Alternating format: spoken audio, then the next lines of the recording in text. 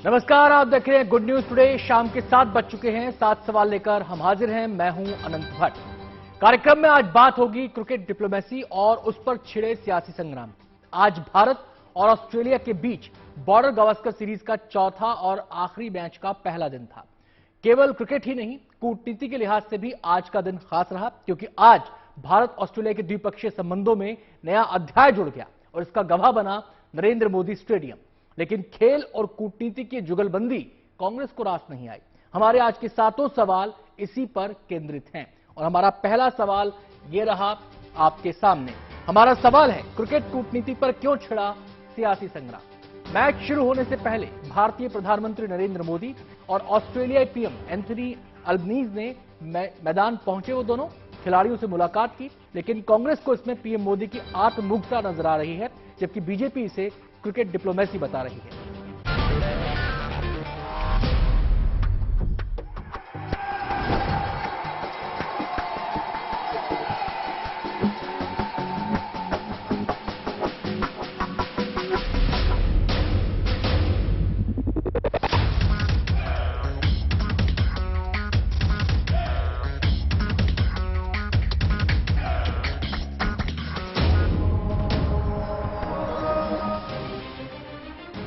भारत और ऑस्ट्रेलिया के बीच चौथा टेस्ट मैच अहमदाबाद के नरेंद्र मोदी स्टेडियम में खेला जा रहा है।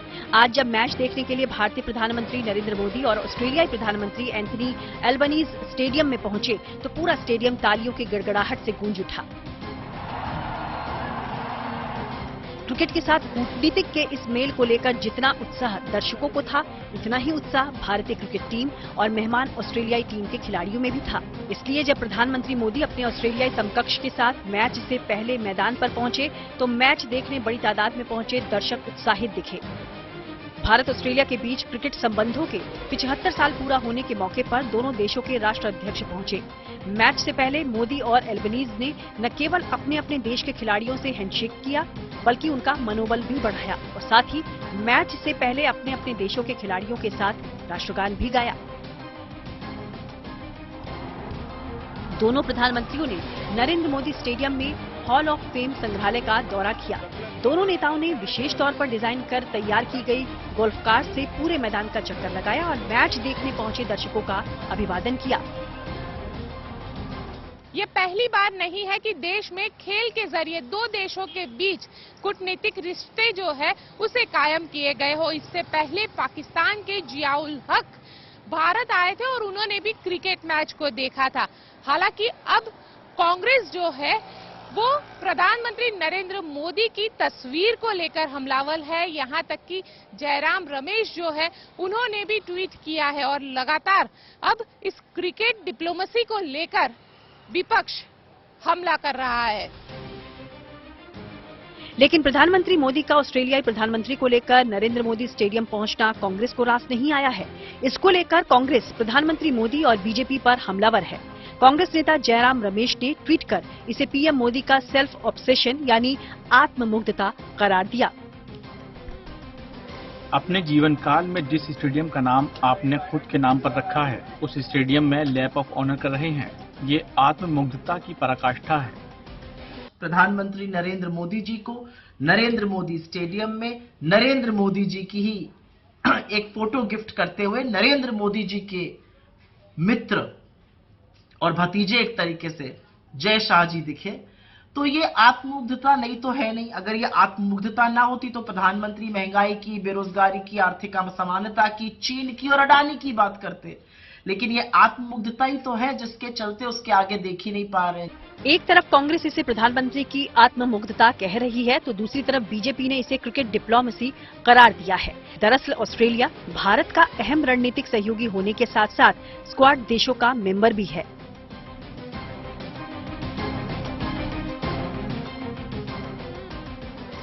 कांग्रेस के जुबानी हमले के बाद बीजेपी आईटी सेल के प्रमुख अमित मालवीय ने कार्यक्रम की एक तस्वीर ट्विटर पर साझा करते हुए लिखा भी, क्रिकेट डिप्लोमेसी ये काम करता है। जयराम रमेश जी ने एक बड़ी ही ओछी भाषा के साथ ट्वीट किया जो उनकी मानसिकता और उनकी पार्टी की मानसिकता को दर्शाता है। इस तरह के घटिया अल्फाजों का इस्तेमाल करना, द सेल्फ ऑब्सेशन कंटिन्यूस लिखकर, यह बताता है कि आप किस तरह की सोच रखते हैं। ऑस्ट्रेलिया के प्रधानमंत्री एंथनी अल्बनीज बुधवार शाम को अहमदाबाद पहुंचे थे और यहां उनका खास स्वागत हुआ। वैसे ये पहली दफा नहीं है जब सरकार ने किसी राष्ट्राध्यक्ष का स्वागत अहमदाबाद में किया है। इससे पहले चीन के राष्ट्रपति शी जिनपिंग और अमेरिका के राष्ट्रपति डोनाल्ड ट्रंप समेत कई देशों के राष्ट्राध्यक्ष भी अहमदाबाद पहुंच चुके हैं। खास बात यह है कि पिछले 9 सालों में जब से मोदी प्रधानमंत्री बने हैं, तब से उन्होंने द्विपक्षीय देशों की कूटनीति को बंद कमरों से निकालकर खुले में करने का नया और खास तरीका इजाद किया है। और भारत के दूसरे देशों के साथ मजबूत होते संबंध ये साबित कर रहे हैं कि ये तरीका कारगर है। अहमदाबाद से गोपी घांगर के साथ bureau report, good news today. Bharat Australia के बीच कूटनीतिक संबंधों को 75 साल पूरे हो गए हैं, इसलिए दोनों देश अपने सद्भावनापूर्ण रिश्तों को लेकर उत्साहित हैं। ऑस्ट्रेलियाई पीएम कल ही भारत के 4 दिवसीय दौरे पर भारत पहुंचे। ऑस्ट्रेलिया भारत का महत्वपूर्ण सहयोगी है और दोनों ही देश क्वाड के महत्वपूर्ण सदस्य भी हैं। हमारा दूसरा सवाल ये रहा आपके सामने, और हमारा सवाल है, भारत ऑस्ट्रेलिया संबंधों में क्रिकेट डिप्लोमेसी कितनी कारगर? आइए देखते हैं इस पर क्या कहना है पूर्व राजनयिक मंजू सेठ का। ऑस्ट्रेलिया के prime minister mister Albanese India आ गए हैं और उन्होंने अहमदाबाद में साबरमती आश्रम गए और उसके बाद आज क्रिकेट मैच देखा है उन्होंने प्राइम मिनिस्टर मोदी के साथ। और ये क्रिकेट डिप्लोमेसी का एक उसको कहा जा रहा है, लेकिन कितना अहम है ये रिलेशनशिप में, ये बहुत ही, क्योंकि हमने इंडिया और पाकिस्तान के बीच में काफ़ी कोशिश इन द पास्ट की है डिप्लोमेसी, क्रिकेट डिप्लोमेसी की, और कुछ हद तक वो कारगर रही, बट बहुत ज़्यादा इफेक्ट नहीं होता, बट इसका असर होता है। इट्स अ सॉफ्ट पावर, तो एलिमेंट ऑफ सॉफ्ट पावर है, तो इसका जो गुडविल क्रिएट होता है दोनों कंट्रीज में, और ये जो बॉर्डर गावस्कर का ट्रॉफी का मैच हो रहा है, तो इससे एक बहुत अच्छा मैसेज जाता है ऑफ फ्रेंडशिप एंड गुडविल, और पीपल टू पीपल कांटेक्ट में ये बहुत पॉजिटिव है। और ये एनुअल समिट जो डिसाइड हुआ है इंडिया और ऑस्ट्रेलिया के बीच में 2020 में, पहले वर्चुअल समिट हुआ था और अब पहला इन पर्सन समिट हो रहा है, और ये बहुत ही अहम है क्योंकि ऑस्ट्रेलिया एक बहुत महत्वपूर्ण मेंबर है क्वाड का, और इंडिया भी एक महत्वपूर्ण मेंबर है, और क्वाड एक इम्पॉर्टेंट ऑर्गेनाइजेशन है इंडो पैसिफिक में इंश्योर करने के लिए कि वहां पीस रहे और इकोनॉमिक ग्रोथ रहे। जिस मैदान में भारत और ऑस्ट्रेलिया के बीच टेस्ट सीरीज का आखिरी मैच खेला जा रहा है उसका नाम है नरेंद्र मोदी स्टेडियम। यह दुनिया का सबसे बड़ा क्रिकेट स्टेडियम है। यह मैदान आधुनिक सुविधाओं से लैस है, लेकिन प्रधानमंत्री नरेंद्र मोदी के नाम पर स्टेडियम के नामकरण पर शुरू से ही विवाद रहा है। हमारा तीसरा सवाल यह रहा आपके सामने, और हमारा सवाल है, नरेंद्र मोदी स्टेडियम के नाम को लेकर क्यों है विवाद? दरअसल पहले इस स्टेडियम का नाम सरदार वल्लभ भाई पटेल स्टेडियम था, लेकिन रेनोवेशन के बाद नाम बदलकर नरेंद्र मोदी स्टेडियम कर दिया गया। तभी से इस मुद्दे पर कांग्रेस के तेवर तल्ख रहे हैं, जबकि बीजेपी कांग्रेस को आईना दिखाती रही है।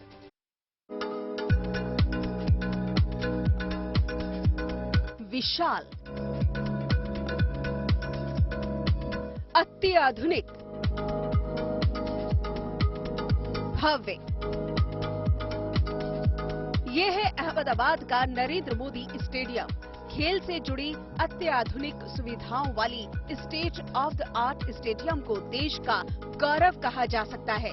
ये दुनिया का सबसे बड़ा क्रिकेट का मैदान है, जहां लाखों क्रिकेट फैंस के बीच क्रिकेट खेलना हर एक क्रिकेटर का सपना होता है। लेकिन इस खास मैदान में जितनी खूबियां हैं, उतने ही इसके नाम पर विवाद है। दरअसल पहले इस स्टेडियम का नाम सरदार वल्लभ भाई पटेल मोटेरा स्टेडियम था और यहाँ करीब 50,000 से ज्यादा लोगों के बैठने की सुविधा थी। लेकिन गुजरात सरकार ने इस स्टेडियम को दुनिया का सबसे बड़ा और अत्याधुनिक क्रिकेट स्टेडियम बनाने का बीड़ा उठा लिया और इसको रेनोवेट कराने का काम शुरू कर दिया। जनवरी 2018 में इसके पुनर्निर्माण का काम शुरू किया गया और 3 साल के बाद 24 फरवरी 2021 को इसका उद्घाटन देश के तत्कालीन राष्ट्रपति रामनाथ कोविंद ने किया। इस नए स्टेडियम में दर्शकों के बैठने की क्षमता 54,000 से बढ़कर 1,32,000 हो गई और इस स्टेडियम का नाम बदलकर मोटेरा से नरेंद्र मोदी स्टेडियम कर दिया गया। स्टेडियम का नाम बदलने पर सियासी विवाद खड़ा हो गया। कांग्रेस ने आरोप लगाया कि सरदार पटेल का नाम हटाकर स्टेडियम का नाम प्रधानमंत्री नरेंद्र मोदी के नाम पर क्यों रखा गया। कांग्रेस ने नाम बदलने को सरदार पटेल का अपमान करार दिया।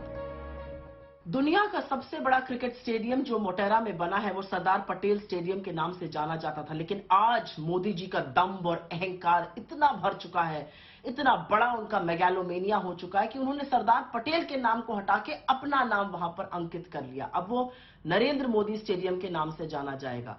आजादी के महानायकों को आपस में लड़ाने का आपने कुत्सित कोशिश तो करी, आपने सरदार पटेल की विरासत को हथियाने की भी कोशिश करी, लेकिन सच तो यह है कि सरदार पटेल वही है जिन्होंने आरएसएस को देश विरोधी गतिविधियों के लिए बैन किया था, और उन्हीं सरदार पटेल का नाम हटाकर अपना नाम अंकित करना निंदनीय है।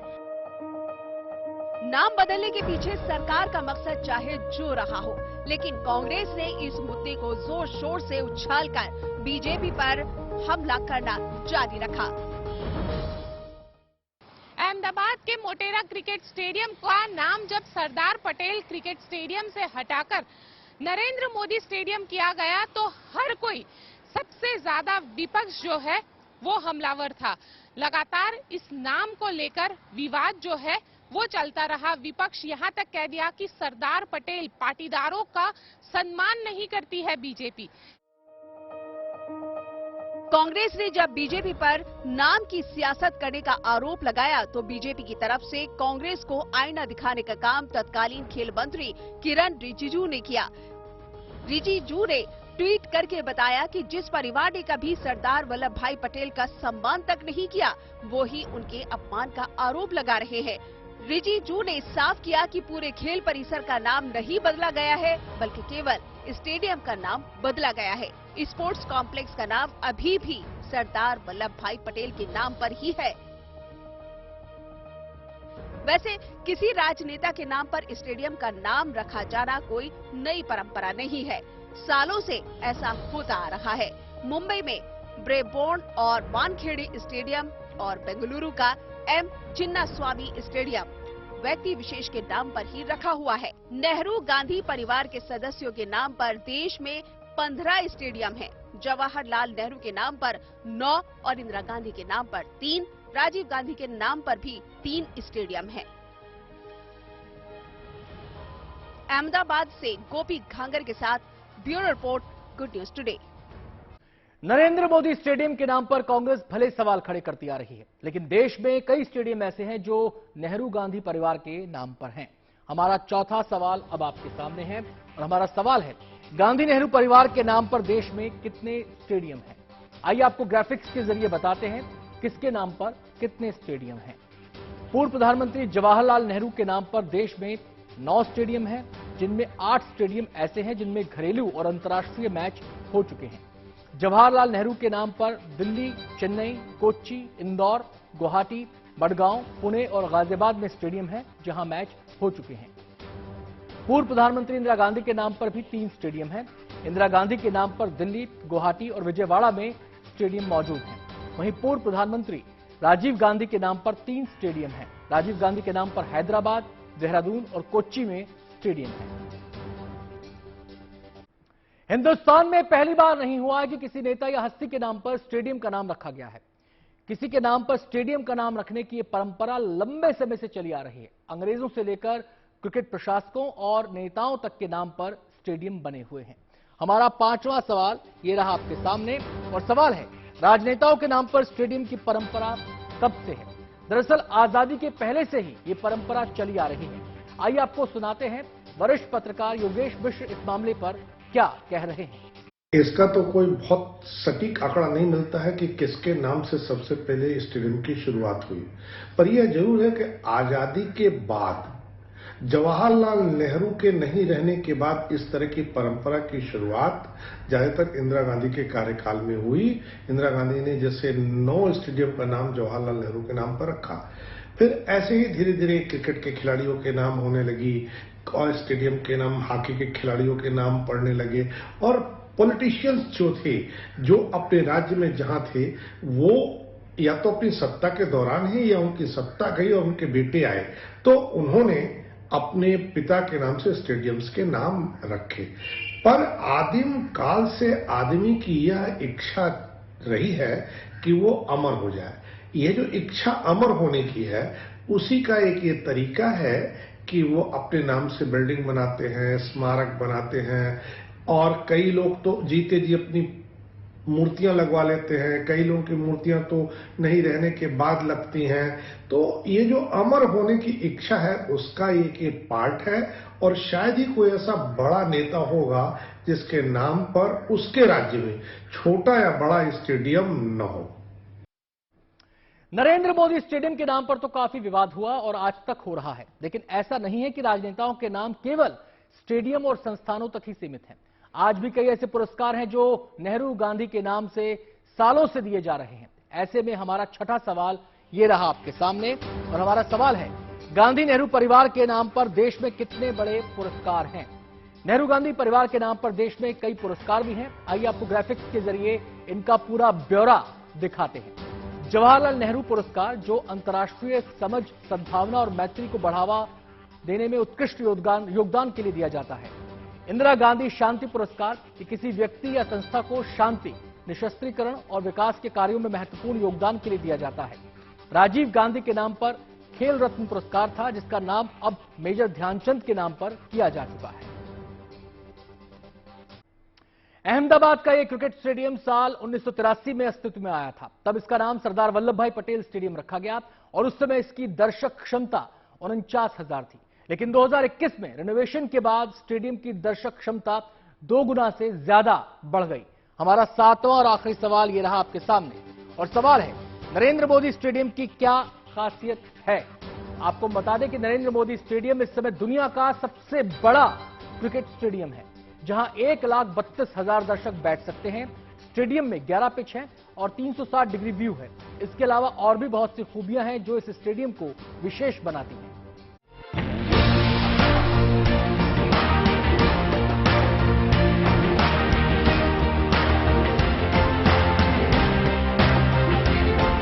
यह है दुनिया का सबसे बड़ा क्रिकेट स्टेडियम।